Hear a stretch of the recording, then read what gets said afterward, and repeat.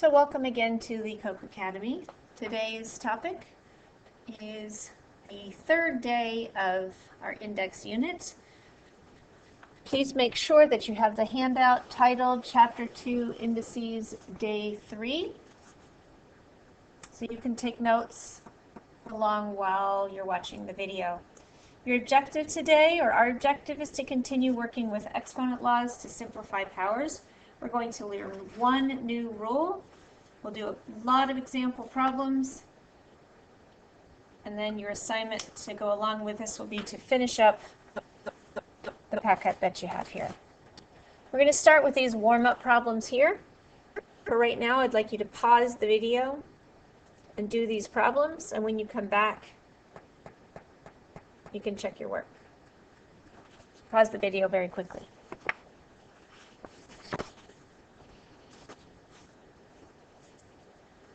Okay, coming back, our answers to these are, I'll give you the answers and then I'll work through one from each line. We have 8x to the power of 3, negative 8x to the power of 6, 5 to the power of 5, 2 to the power of 8,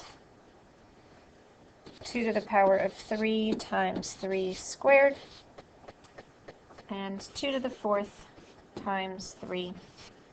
I'll take this column for each of them.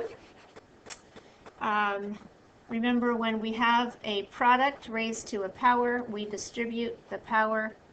So this would be negative 2 to the power of 3 times x squared to the power of 3, giving us negative 8 and x to the power of 6. For this one right here, I would think of that 8 as being a power of 2. It's 2 to the power of 3. If I multiply that times 2 to the power of 5, I have a set of 8 2's being multiplied together. So I would add my exponents to get 2 to the power of 8. For these ones here, I would use a factor tree. So we'll do a factor tree for 48. And again, there's a lot of ways that you could divide this out. I'm going to start by dividing 48 by 2, which gives me 2 times 24. 2 is prime. 24 I'm going to divide by 3. I know it's 3 times 8, and 3 is a prime. 8 is 2 times 4, with the 2 being prime, and 4 is 2 times 2. So I have 1, 2, 3, 4 2's times 1, 3. Okay, moving right along. We've got one additional rule to learn today, and that is raising a quotient to a power. A quotient is when you have two numbers being divided. So in this case, 3 divided by 5, x divided by y, and x divided by y.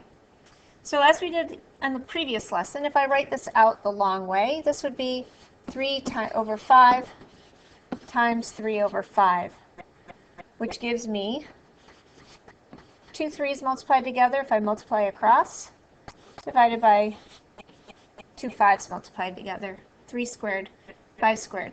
Notice if we were to look at this and try to establish a pattern here, I would see that the 2 goes both to the 3 and to the 5. I can apply this over here with x divided by y to the raised to the power of 3. Writing it the long way would be x divided by y times x divided by y times x divided by y. And what we see are 3 x's divided by 3 y's, or x cubed divided by y cubed. Again, that 3 goes to the x and the y. So let's come down to our rule here, and let's try to fill in the blank. When you raise a quotient to a power, what do you do with the exponent? Well, the answer is you distribute it or you expand. It's very similar to when we were raising a product to a power. One of the rules we learned yesterday. So when we had 3 times 5 to the power of 2, then both the 3 and the 5 got the 2. In other words, the 2 was distributed to both the 3 and the 5. So now that we have this rule right here, we can do this very abstract form. We have a quotient, x divided by y, and raised to the power of z. That means that the z is going to be distributed to both of those. And we'll have x to the power of z divided by y to the power of z. Okay, so now we should have finished filling out a page and a half of our notes. And at this point, I'm going to do a lot of example problems. I'm just going to be thinking about all the different rules that we've applied so far. So we're going to take this one, and I see a product raised to a power. That means I distribute the 4 to each of these things to get 3 to the 4th. This is a to the 3rd times 4 and b to the 4th. In other words, 3 to the 4th times a to the power of 12 times b to the power of 4. Next one. I have a quotient raised to a power, and within that I see a product. I'm going to need to distribute that 3 to the x squared, to the 2, and to the y.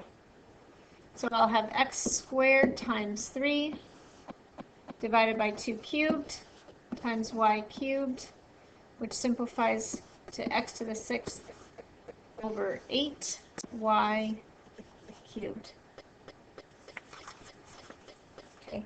Remember, if you do ever have any questions as you're watching this, you can always pause it, rewind, and watch it again. You can see what's going on. All right, we're now going to continue. I'm going to have here a product times a product. Let's get that out of the way. It's bothering me. There we go. So I need to take the 3 and the 5 will be multiplied together, and the x's will be multiplied together. So I have 3 times 5 times x squared times x to the 5th. We all know that 3 times 5 is 15. And then here I have 2x's times 5x's. All of us together, we have 7x's. If I multiply a power times a power, I add the exponents. So it's 15x to the 7th. This one I'm dividing. So I need to think about my rule with dividing exponents. And we want to remember that 20 divided by 4 is still the same as what it's always been, which is 5. When we subtract our exponents, that is a shortcut for working with powers. 20 divided by 4 is still 5. And a to the 9th divided by a to the 6th is to a to the 9 minus 6. And that comes to a to the 3rd. If you weren't sure about that rule, remember that this means 9 a's divided by 6 of them. If I canceled out matching a's, I would have 3 left. And that's right here. Okay, this one is b to the 3rd times b to the 7th divided by b squared to the power of 4. A lot of b's in here. So what it makes sense to do first is to simplify the top and simplify the bottom. So b cubed times b to the 7th means I'm going to add my exponents together for that one. Down here, where it's a power to a power, we distribute it and multiply. Look at them. So I have b to the 2 times 4. So I have b to the 10th divided by b to the 8th, and that's going to reduce to b squared. Okay, moving right along. A few more examples to do. Again, as I said before, when I'm dividing with numbers, dividing is still dividing. So 5 divided by 10 is not the same as 5 minus 10. It's 5 divided by 10 is a half. I know that 5 goes into 10 2 times, and it goes into itself once. So I have 1 over 2. And now let's think about the x's. Let's actually erase that. So when I divide a power by a power, I subtract the exponents, so we get 1/2 x to the power of 5. Another way you might want to write that is x to the power of 5 divided by 2. Both of these are perfectly valid, acceptable answers. Here I have a quotient raised to a power. So all of these bits need to get that 3. Do a little eraser so you can see the 3 still. Okay, so we get 3 to the power of 3, x squared times 3, 5 to the power of 3, and y to the power of 3. And that will simplify to 3 cubed times x to the 6th divided by 5 cubed times y cubed. If you really wanted to, you could make it be 27x cubed. Let's write that correctly. X to the 6th over 125 y to the power of 3. And that's just multiplying the 3 cubed and the 5 cubed. Okay, a few more examples. We're getting there, I promise. Okay, so now I have a product to a power and a product to a power. So I need to distribute the 2 to that first bracket and the 4 to the second bracket, and then complete. Finish simplifying it. So I have x to the power of 7 times 2 times y to the power of 3 times 2 times x to the power of 6 times 4 times y to the power of 4. And this is x to the 14th. I'm going to move this x over here so my x's are together. Times x to the power of 24, y to the power of 6, and y to the power of 4. So then I have a bunch of x's. That's a lot. If I wrote out all those x's there, I would see 38 of them. X to the power of 38. I'm adding 14 and 24, and I have 6 y's and 4 y's. Altogether, that is 10 y's. Okay, moving on to this next one, 4x to the 15th is the start. I'm going to have to multiply my 4 and my 6 and my 5 together. 4 times 6 times 5 is 120. I've got a bunch of x's. X to the 15th, an x, and an x to the 9th. A lot of students will make mistakes with that, with this one. They'll forget that there's an invisible 1 right here. So I need to think of that as x to the power of 15 plus 1 plus 9, which is 120 times x to the power of 25. Okay, now I have x to the 6th, to the 5th, to the 2nd. So I'm going to start on the inside here. Actually, let's not cover everything up. I'm going to start with the inside. And if I take x to the 6th raised to the power of 5, I have x to the 30th. That gets squared and becomes x to the 30 times 2, which is x to the 60th.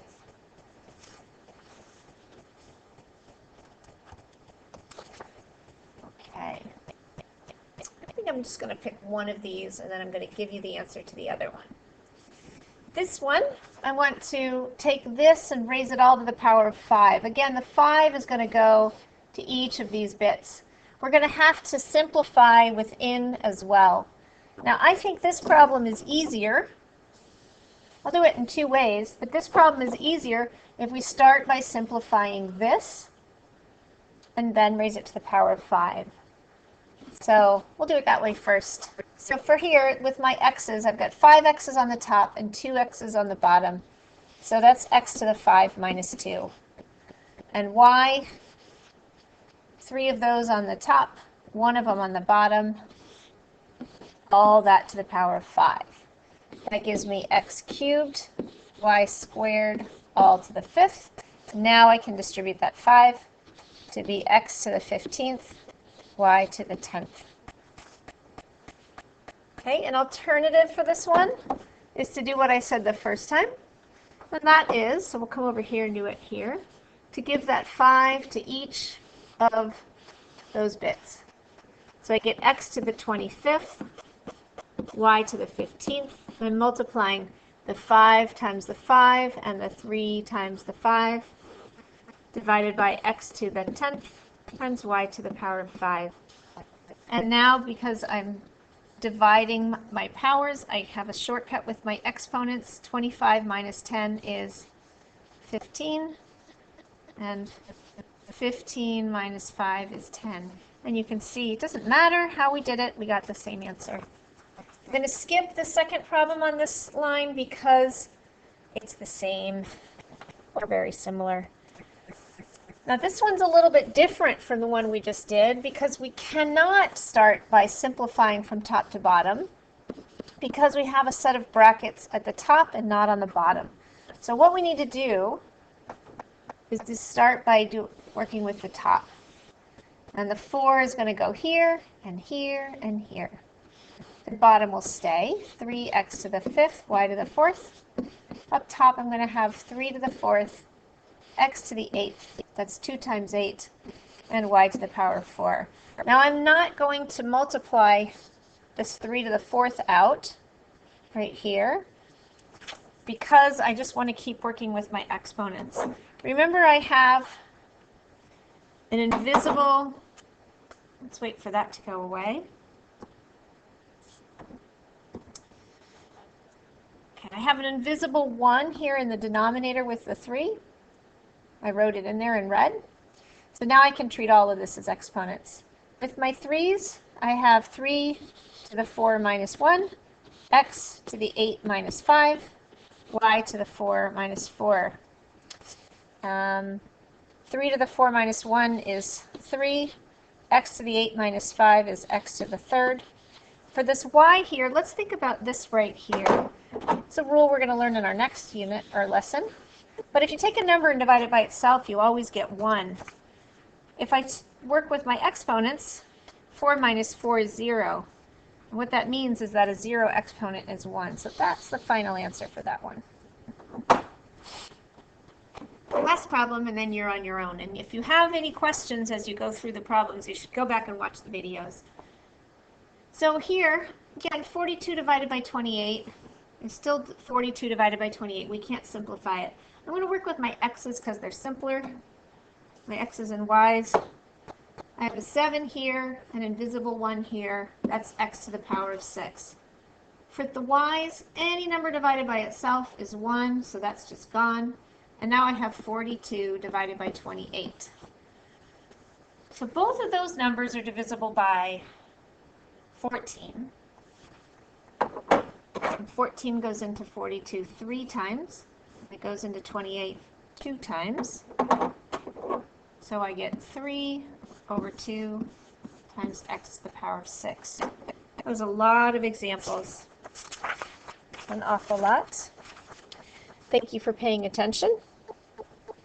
Your in-class and home learning that goes along with this lesson is to complete this packet and to check your answers. You've got 2 pages worth of problems, and the answers are all within this packet, so you can check those. Thanks for listening. I hope you are progressing well with your learning.